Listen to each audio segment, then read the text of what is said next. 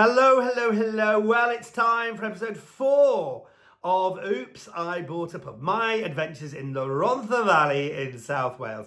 And one thing that's become absolutely apparent in the last 2 years that I've been working on this is the incredible community that I am proud to say I've now become part of. This is a really special part of the world. It's beautiful, but it's had its hard times, and I think that has really joined the community together in a way that is really touching, and I think is really super special. And if it wasn't for that community feel and the fact that I really feel that they're behind me, well, most of the time anyway, I don't think I'd be doing this. So they're rallying around, and there are some fantastic characters to introduce you to. You've met some of them already, but lots more to come. Look out for Damo especially, who's my foreman, who, well, actually, we have to bleep out most of what he says.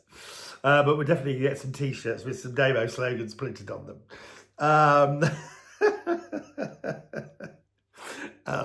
No, I'm not going to tell you what they are yet, but you'll find out. But they're very funny. Custard and gravy. Yeah, you'll find out. Anyway, make sure that you set your dingle dongle to remind you about this. Make sure that you subscribe to the channel and do tell your friends if you enjoy it. And sit back and enjoy now episode 4 of Oops, I Bought a Pub.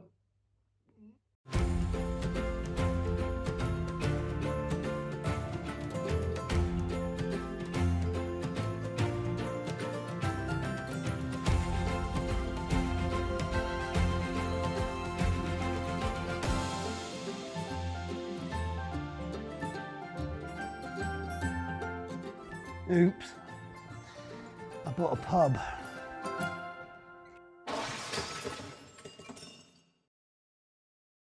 Next morning, my first professional engagement suitably secured, I think, after an extensive interview process. It's back to the Hendruan for a slightly sobering chat. Alison Edgar MBE is a specialist in advising businesses and entrepreneurs on how to be successful. For many years, she's given her straight-talking Scottish expertise to multi-million-pound corporations and business leaders. Nursing a slightly heavy head, I'm hopeful she'll be gentle with me. So, Alison, you're a business advisor. I really need some advice. Oh, bless you. Have I done the wrong thing here? No, you've done completely the right thing, because like the property, you can look at it and see potential. When I see a business, I see potential as well. And I think looking at the area and looking at what's happening in employment, I think that you're given potential for new jobs, reinvigorating what's going on here already. So no, you've done the right thing. It's just going to be really hard work. Well, what do I think of the pub? It's a dump, really. What else can I say? It is in need of a lot of work. I love Martin, but I think he's mad as a box of frogs. I cannot believe that he is invested in this. But what I would say, he's got a great background in property, but he knows nothing about business. So it's just one of the biggest challenges that I have seen in a long time. You've had a look round. What do you think I should be doing with this place? So I think there's a lot you can do. But one of the things, if you don't make money in your business, Martin, you won't have a business and you can't help the community. So I think you've got to look at where you make the money. And if you look at the building itself, you've got the rooms, you've got the bar, you've got the restaurant, you've potentially got a function room. So what I would do is kind of create a separate business plan for each area and see which one is going to make the most money. So if you look at rooms, currently you've got 4 in there. Rooms, actually, you can make quite a good yield. It's all about the yield and dynamic pricing. So again, you make some money on that room, it will help to be able to supplement everything else. So having a look at where all the revenue comes from, because I think when you look at just one revenue stream, it's a pub, it's quite hard to work out how you monetize it. Why do I think Martin is doing this? I think actually it's his passion to make change in a community. It's definitely not about making money, because that's going to be the biggest challenge for him. But I think really changing something in an area which needs a change and looking at this pub, it's a great location, you know, looking at the hills, looking at everything else.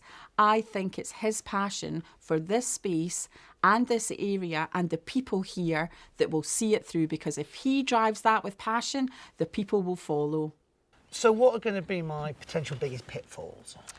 I think the business side of things you can learn, because you can take advice on that, like you would give advice in property.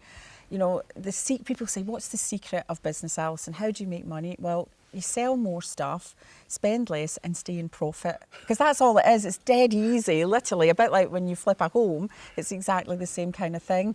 And what about establishing a brand and a feel for this place and marketing it? You talk about that. How important is all that going to be?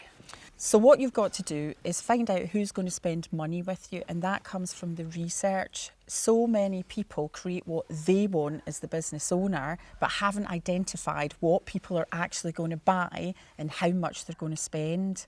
So even when it comes to pricing, so if you look at your budget for refurbishment, you've got to have a look at what the ceiling on the room will be.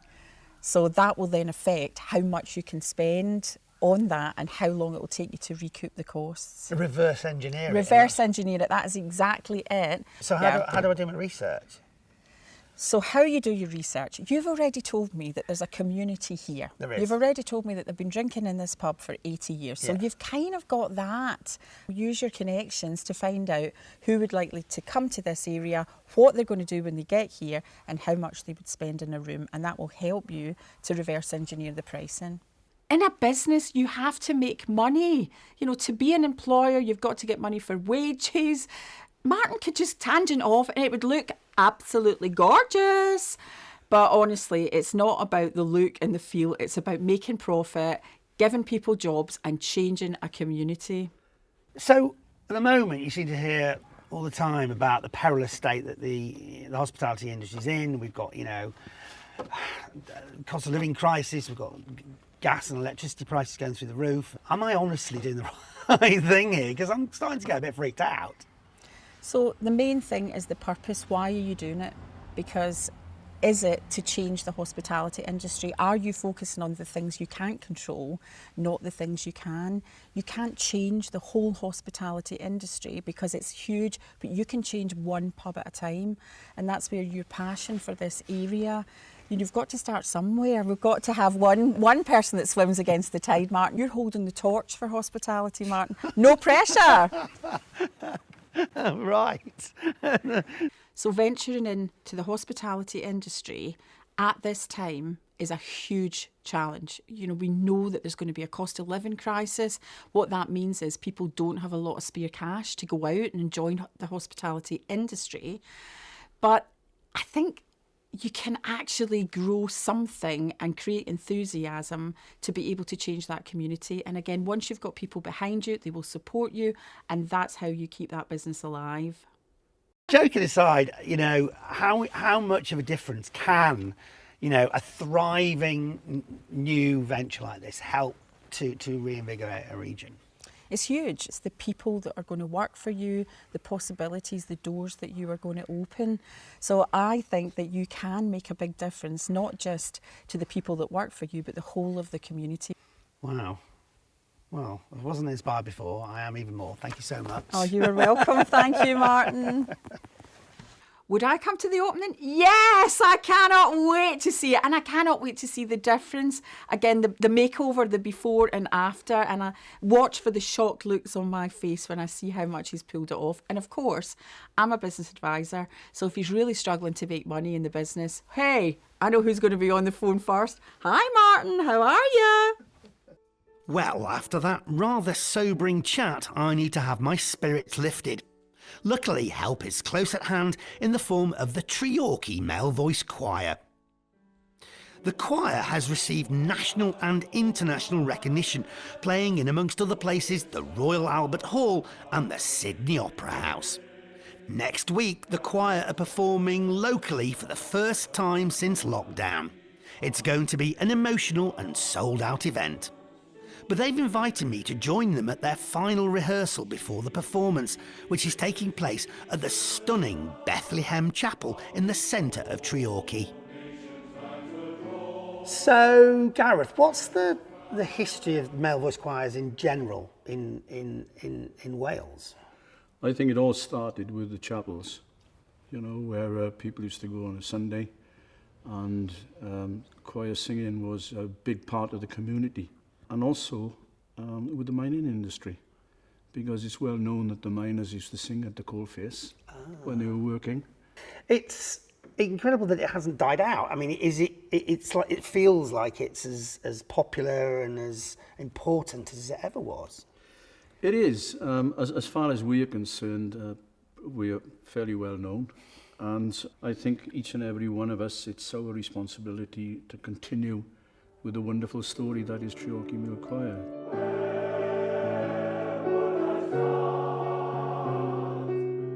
This year is our 75th anniversary. Wow. And we owe it to the men who have given their time and the biggest part of their lives to this choir.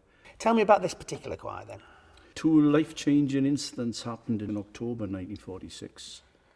Treorchy Male Choir were reformed, and I was born just down the road. So Treorchy Male Choir, we've continued since then. We've toured the world, really.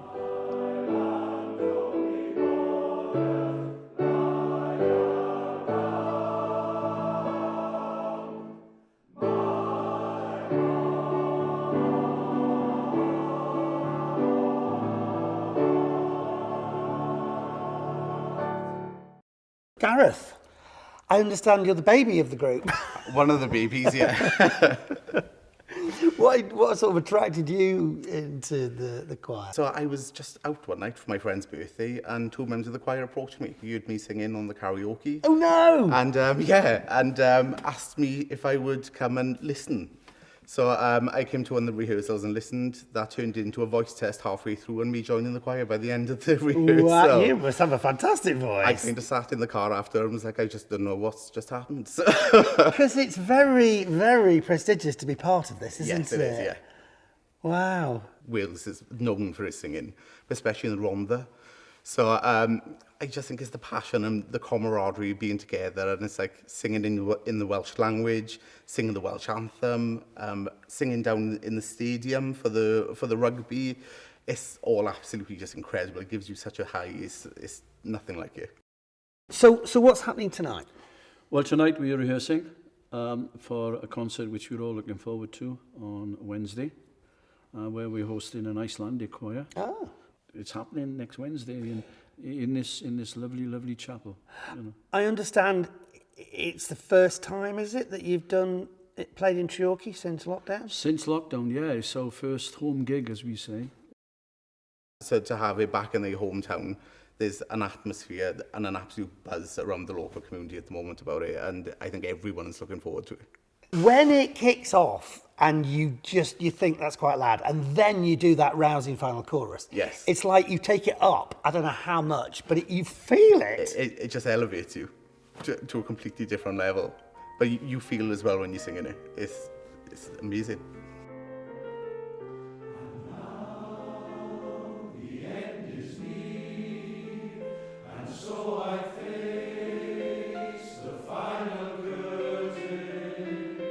It's been a roller coaster first few days, and this is just the very start of what I know will be a long, hard slog to return the Hendruan Hotel to its rightful place at the centre of the community.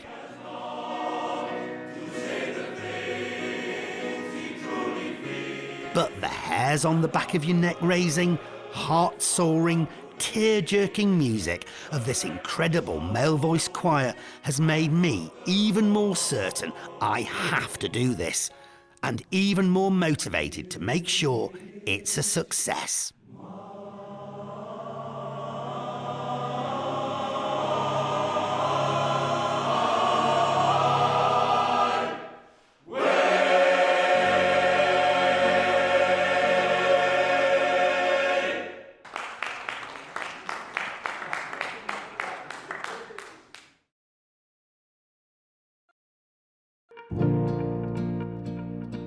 coming up next time, I get inspiration and advice from the founders of Welsh brewing success story Tiny Rebel.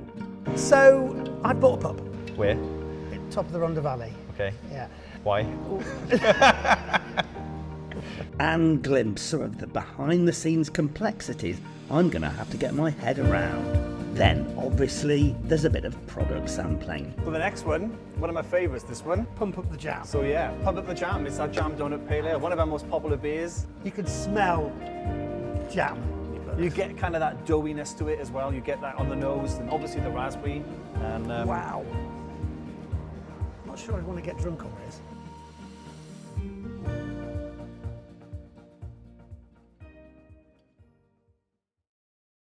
Well, thank you for watching. I hope you enjoyed that. Oh, the Treorchy Male Voice Choir, truly, outstandingly, spine-tingling, absolutely. It just goes to show what an amazing just community and how much culture and everything there is in this beautiful part of the world. So there's going to be other episodes of Oops, I Bought a Pub, so make sure that you set the reminder, make sure you tell your friends, make sure you subscribe to the channel. But for now, thank you for watching my exploits, and keep your fingers crossed for me. It'll all turn out all right, I'm sure. Do I sound convinced? No, you will. Thanks for watching.